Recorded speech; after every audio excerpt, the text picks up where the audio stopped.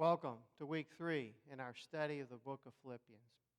Today we're going to look at the opening part of chapter 2. The church in Philippi was Paul's special church. 12 years before the writing of this letter, Paul founded that church on the river banks. It was a mixed group of people that somehow came together to be a church. There was Lydia, who was a professional woman, Greek, God-fearer. Then there was the Roman guard. He was a Roman citizen, a soldier. So you had Lydia and all of her friends. You had the Roman soldier and all of his friends. And then you had a slave girl that became free.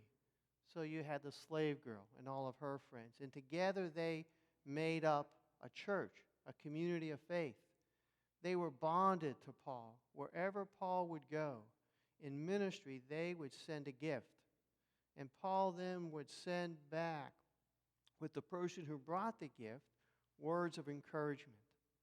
This is what Paul's doing from his prison cell, from his house arrest in Rome. He sends back Aphrodite with this letter of encouragement, words from a spiritual father, his last letter, his last words. And in this second chapter, Paul says, he asked the Philippians to make his joy complete. And the Philippians, when they would hear those words, make my joy complete, they would say, yes, Paul, yes, what is it that we can do to make your joy complete? And then Paul wrote these things. This is what they would hear.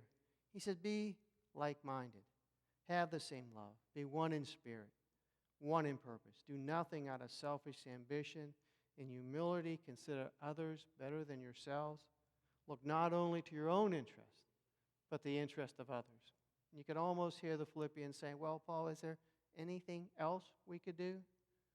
But Paul desperately wanted them to be that community of faith that God created them to be, that community of faith that God designed them to be. Bill Hybels says that the church is the hope of the world. And if the church is the hope of the world, then the type of community that we are is ultimately important. When the church is working right, it's a thing of beauty. It's a place where souls are made new and spirits are refreshed, where God's love is made new. The church is a place where people are known, valued, and loved, and respected, encouraged. A place where we honor one another and we encourage one another, we forgive one another, we accept one another.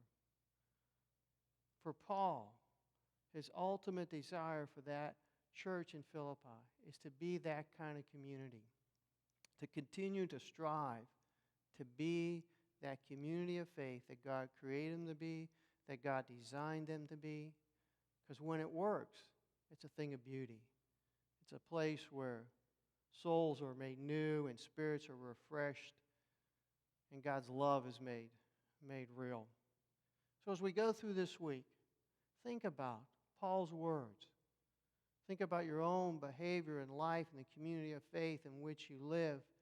And ask, what is it that I can do to make this community of faith more of what it's designed to be? Look at the questions of things to ponder.